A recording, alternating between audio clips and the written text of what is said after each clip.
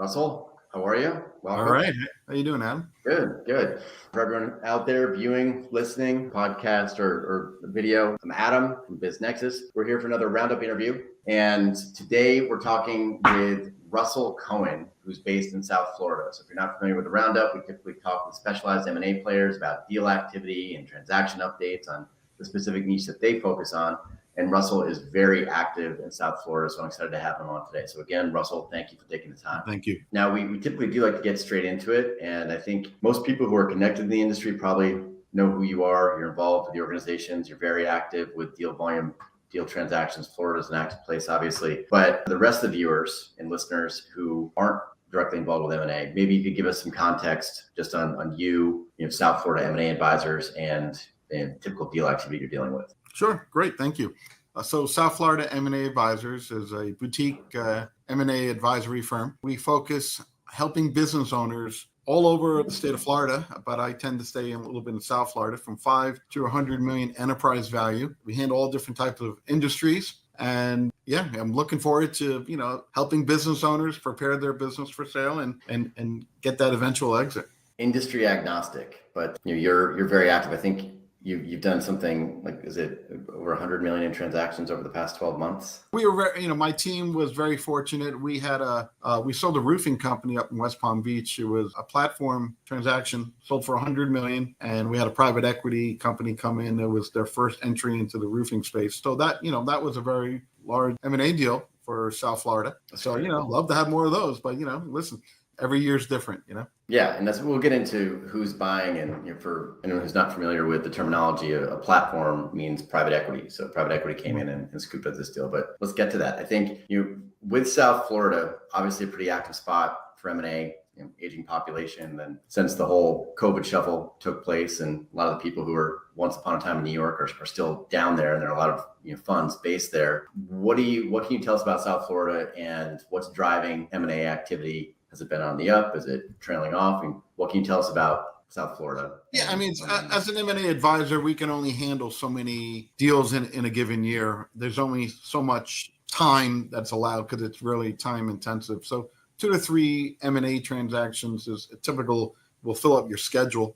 So the biggest challenge is finding sellers who are really ready to be on the other side of ownership, because it takes a year to sell, and there's probably a 2-year plus transition. So the biggest, the buyers, finding the buyers, they're out there, they're ready, they're liquid, and they want to make things happen. Getting sellers into the queue and getting them prepared for sale, and really taking the process seriously, where we can do our job most effectively. With deal activity, aside from the summer lull, would you say there are more buyers out there, less buyers? Are people actually getting past LOI? Are they getting tangled up with loan approvals? What do you see in terms of buyer activity? Yeah, if we get the seller signs on as a client, and if they fit in the, let's call it the minimum 2 million EBITDA, they're going to line out the door. If you're a roofer or home service business, yeah, we're going to have lots of offers. Obviously you got to pick the right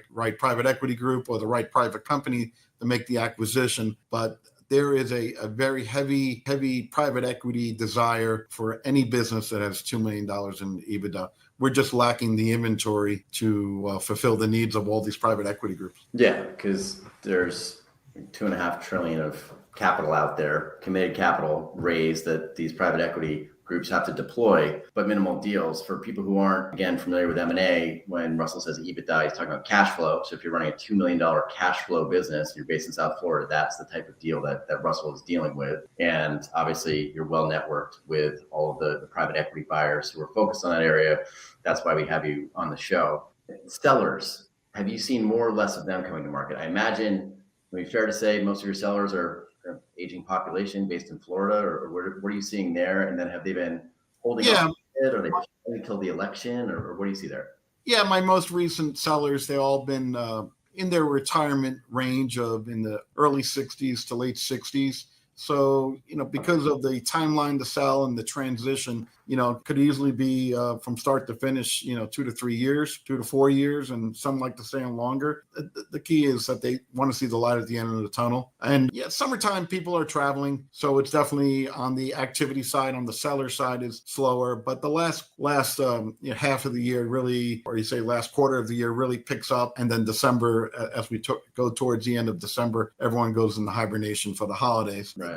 This is election year. I mean, so a lot of unknowns coming into the marketplace. I think we're about a month after the events of the Trump assassination. We have had a list of a lot of weird events that are happening that usually take about 50 years to happen. All happened in 1 month. So a lot of weird things going on. But the private equity groups are still out there looking for deals. They email me all the time. We have a huge buyer database, and we have all the tools to find the private equity groups. They're just looking for deals. Yeah. So, I mean, we haven't seen any slowdown with the private equity groups who we're working with, but with individual buyers, I mean, are you having conversations with sellers or with buyers where they're kind of just waiting to see how the election shakes out, or are people kind of on pause until the election, or what kind of conversations are you having there start with sellers, with entrepreneurs who are thinking about selling? Are they trying to get a rush in?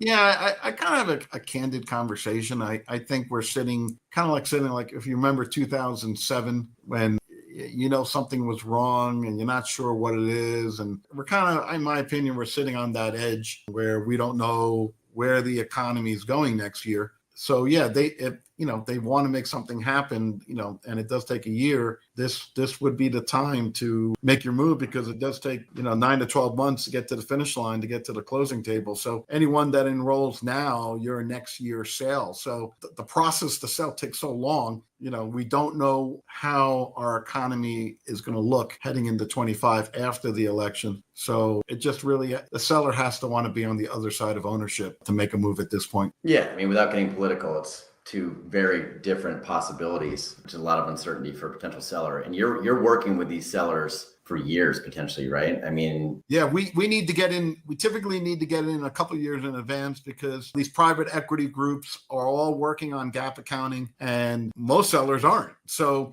the books and records, revenue recognition, net working capital, all these things that are very important to the M&A process. The books and records, the QuickBooks, they have to be really, sparkling clean to be private equity ready. And that's what we do when we go in there, and we can put the right recommendations in place to get you private equity ready, so you can maximize the multiples and make that private equity deal it's always going to be tough, but it'll make it a little more bearable for you, Yeah, so you'll go in there and advise on the systems and financials and get everything streamlined. Yeah, I'm not the one to implement it. We'll refer coaches. We'll get fractional CFOs involved. We'll get a team together, advisors. Maybe get a financial planner involved, and we'll start making moves where everything needs to be in line. You're going through the sellers are going to go through this quality of earnings. Everything's going to be turned upside down, 6 different layers of quality of earnings and due diligence. So yeah, you got to be really prepared. And they're looking for issues within the business. They want to buy a good, solid business, and they want the owner to be part of the team. Right. And we'll close out with your contact info, but obviously if you're running a business, the more lead time you can give a guy like Russell, the better, so he can gear your business, frame your business for the best potential acquirers. And oftentimes that won't be a public auction. It'll be a closed auction. So maybe, Russell will identify kind of your top 5 buyers, and I don't want to say pit them against each other, but create that demand in a strategic way. And the more lead time Russell has, the easier that job is going to be for your entire team. So, one other point, I had an experience this year. I was representing a company, and their trailing 12 months was trending 30% down. We went from a $10 million offer, and once the trailing 12 started hitting 30% down, we lost the number one buyer. The second buyer offers changed. So the sellers need to keep the foot on the gas pedal until you're sitting at the closing table getting that wire, because the private equity group will be watching those numbers straight throughout the process. So it's a tenuous process. You got to keep running it and keep the numbers in line. Yeah, they're going to use whatever leverage points they can find. So typical with private, and you're on both sides of it. So you're working with the entrepreneur who spent 30 years building a construction company, and then you're working with multiple private equity folks who have a very, these private equity criteria. groups. Yeah, and this is what they do for a living. They're professional buyers, and the owner is a first-time entry into this process. And so you got to get the right team together. Obviously being local to Florida and South Florida, we'll give them more boutique, local touch, and be in front of you, and instead of on a Zoom call, and we'll be right there with you, holding your hand and giving you the advice throughout the deal. Yeah. And so private equity active with the smaller acquirers, so people maybe moving down to Florida or buying a job, or these fundless sponsors, or just not established private equity with committed capital. Are you seeing any change in terms of loan approvals or in terms of deal structures, or things slowing down, or is that really just as strong as it's been? Yeah, so with deal structures in these transactions, if you can get like 70 to 80% down in cash, then that's probably par for the course. There's going to be rollover equity. That could be another 10%. There could be an earnouts, another 10%. Seller financing is also another option. The private equity groups or any deal structure, they're going to want you to be part of the team. They want you to have interest in their success, where, if you come, on a Main Street deal, the seller just wants their money. They're out in 30 days. You're not going to be able to exit your business quickly in an M&A transaction. You got to be part of the team, and it's the deal structure is very important. You're going to see very similar LOIs coming through. Some less cash, some more earnouts. They're all, that's part of the process. You have to accept it. If you want to dance in private equity, then that's what it is. Yeah. And for the non-private equity deals, for those buyers, are you seeing those loan approvals take longer? Has there been any change? If they're trying to go SBA from 5 to 10 million, SBA can go 5, and then their secondary loans can go up to 10 million. And obviously, once we start reaching above 10 million, then you got to get debt financing. So the interest rates are high. That's what hurts the multiples. You don't have to. Everyone knows that the Fed has raised the interest rates like 5% in a very short amount of time in history, and that affects the cost of capital, and that creates the multiple. The multiples are not going up. They are going down because the cost of capital. So yeah, and the private equity typically is putting in 30% of committed capital, and then they're leveraging their way in. So that's the reality of how they're buying these businesses. When you meet with an entrepreneur who has a deal that doesn't have like any major red flags, what are you telling them right now to expect in terms of maybe seller financing, what they should be prepared to offer, or can you even generalize? Yeah. When I meet with business owners, I want them to understand the net working capital, very important, because that's not really, they're not really expecting that they have to provide money to the buyer, which is, the net working capital, current assets minus current liabilities, like an 18 months trail. So they're providing that working capital. And I do prepare them, if you get 70 to 80% down, then that's great. And please expect to have some rollover equity, and expect an earnout, just depending on what type of, cash flow they have. And they got it. Once again, if they're trying to get out quicker, they're going to lose the multiple. And if they're willing to be part of the team and help in the success of the private equity or the buyer, then there could be a second bite of the apple 7 years later, 5 to 7 years later, when the private equity group exit the platform. The second bite of the apple could be a lot bigger than they got in the first sale. So, if they're in it for the long run, it could work out really well. There's always risk on the downside, but they want you in the trenches with them and to make sure they're successful. Yeah. Yeah, and that's a common model these days. Like, more often than not, they're going to want the seller to roll some equity and stay on board. And no doubt about it. Yeah. Okay. So looking forward through year end, the election, obviously everything's really hard to predict, but what do you see? Do you see kind of a pause? Do you see things just rolling through? Do you see anything? I lived through the great 2008 recession, and that was like a 4 to 6 year thing. What happened was private equity groups lowered their EBITDA cash flow requirements. So if we hit equal economic times similar to 2008, then the private equity groups will just lower their expectations of EBITDA. Right now, there's an abundance of buyers out there. If you have a quality business, they will come, and it could be a very competitive situation, which creates a great situation for the owner. So I don't expect that to change. The only thing that can really throw a wrench between now and the end of the year and going into 25 is obviously there's a lot of geopolitical situations going on that could upset any business. So yeah, so that's my biggest concern, more on a macro than a micro, because there's a lot of unknowns that we're facing in the next 90 days leading up to the election. Yeah. Once we get past the election, then it really just, can the economy hold on? If the economy holds on, then 25 will probably be similar to 24. If the economy doesn't hold on, then the private equity groups will be lowering their expectations of cash flow, basically. Yeah. Yeah, with more predictability, more sellers will feel comfortable coming to market. So hopefully things level off that way after the election. And Florida is a hot target, right? I won't name any, but I would say the majority of private equity groups that come to us and they go through their specs, they will say they are, at least, if they're not interested at all in maybe California, for example, they're less interested in California, but they're all hot on Florida. And that's been the case for... Yeah, Florida is a business-friendly state, no taxes, no business taxes, that's great. Last stands for freedom, if you want to go that route. People know that, So Florida, 20, 30 years ago, why would you buy a business in Florida, in the 90s, right? Yeah. Now it's hot, you want to be in Florida. You want to be here. Yeah. This is where you want to do business. Yeah. Well, I mean, I try to get down there in February if I can, because I'm stuck in Massachusetts, and so you definitely win during the winter months. Set up an office here, and listen, you write off the expense.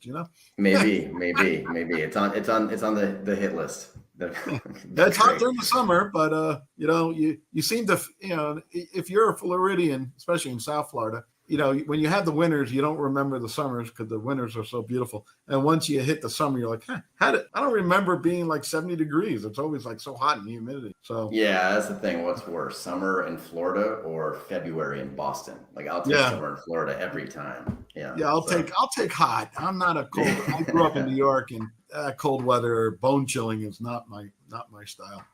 Yeah, I mean, I'm in Rhode Island right now. I kind of stick to New England, but in the winter I'll try to get down your way. And there are a lot of people who are coming from Florida instead of New York now, right? They're here for the summer, but they are domiciled in Florida, and that's not changing. It's surprising how much talent has moved to states like that. A lot of companies are setting up shop here. They want to be here. Because funds especially. There's so much to do down here. You got golf all year round. You got the beaches all year round. You got great sport teams. You got biking. You name it. You get everything. You got tennis. You can play tennis. You got so much activity going down here. It just reminds me of like California in a sense of outdoor style living. Yeah. Great quality of life.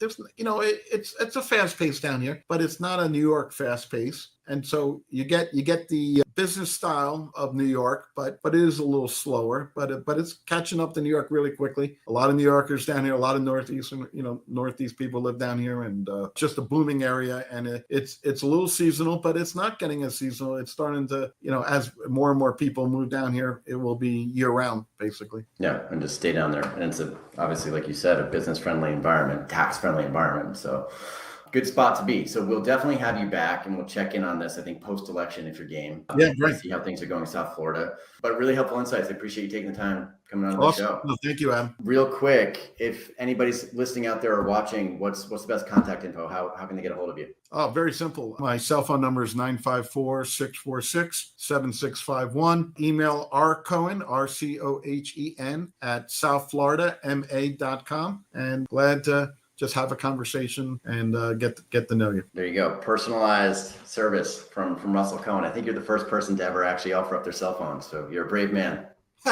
It's always on. All right.